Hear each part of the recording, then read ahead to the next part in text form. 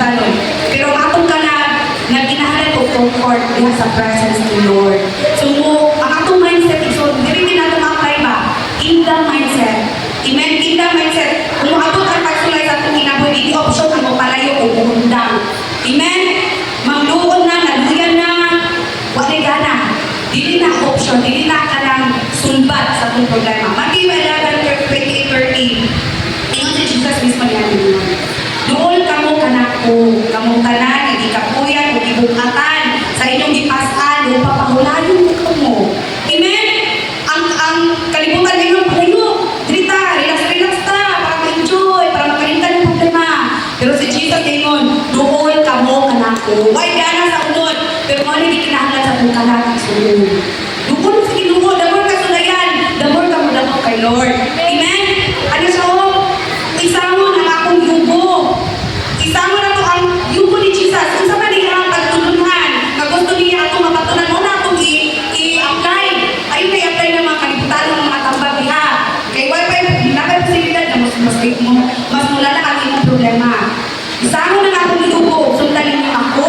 Kay malumo ako o mapausanan sa Espiritu, makapahulay ka mo. Amen?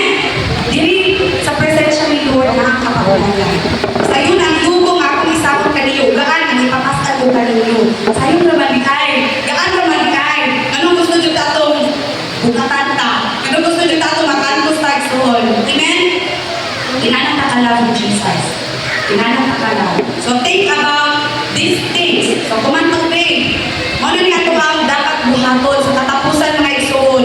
Una, ang inyong unang-una sa mga putanga maayo. Maayo! Kanang mga putanga di maayo niya, ipag-rebuke na na. Pagsalikoy na na, amen. Kung angin daigon, kato ng mga putanga, angin daigon. Sa mga putanga, matungod, ligdong, matarong, putli, matahong, kung halangdong. Muna kinahanglan ako, ba't mabakunan? Amen? Application, ipakita sa buhat ang inyong nakatunan. So, di lang kay puro lang ta paminaw, tapos nagabot na sa pagsulay, wala na nato na-apply. Amen. Nanawat na to, kung nadugog, kung nakita. Amen. Dili ka na ko, yun si Pablo. Kung ang Diyos na naghatag ka na to, sa kalinaw mag-uban ka ninyo. Amen.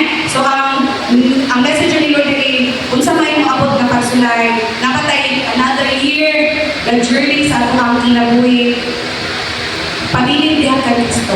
Mao lang din ang message ng pabilin. Wala nain mo message na ko, sis, kanang pagawas ba?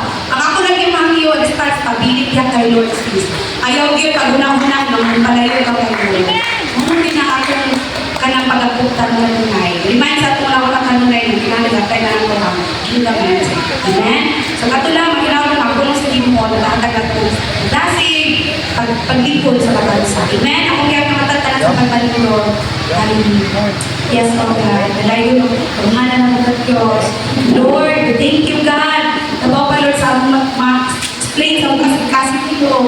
Lord, grabe ang iyong tibuhat sa mga kinabuhi, Lord God. Ang assurance, Lord, na anak yung Lord God. Tabangin, Lord, ako kayo ma-apply, ma-receive, Lord God, at iyong punong Ginoo. Lord, maulang kayo makahatag ka naman, Lord, o kalikon, Lord God. Kasama ng mga battle, Lord God, na amo ang tubawon in the future, God. Nasahip ni Lord, nakamitan ng Lord God, nagpalaugon nito. Tugod kayo ikaw, nagpalaugon na Lord God. Gidaog na nimo ang kalibutan, Ginoo. Wala kayo sa Lord na magpapili-pili ng Father God. Thank you, Lord, bisan ka masaupan mo ba, kalibahon, karong kabuntaon na mahal.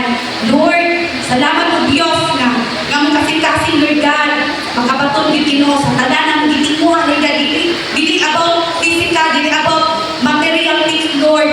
Ang among gikinahanglan, Lord God, mga spiritual ng mga butan, Lord God, pag-ulikod ka na ako, Ginoo. Lord, salamat, Lord God, ang tanan makalabutay, Lord God. Lord, salamat sa ibuang gahom na nagpapangilong sa kinabuhi kanunay, Lord Diyos. Lord, wala rin mahimo kung walang ka, Father God. Gikinahanglan ka ng Lord sa kinabuhi. Matag-adlaw, Lord God. Matag-oras, Lord. Ikaw ang kinahanglan, Lord God. Ikaw ang iya, ikaw ang paglakot, Lord God. Salamat po, Diyos. Karong tatalon, maglipay ni. Ubal sa iyong presensya, Father God. Tanang mo, kung mayo, Diyos, ganaman ka nimo. In Jesus' name we pray. Amen. Amen.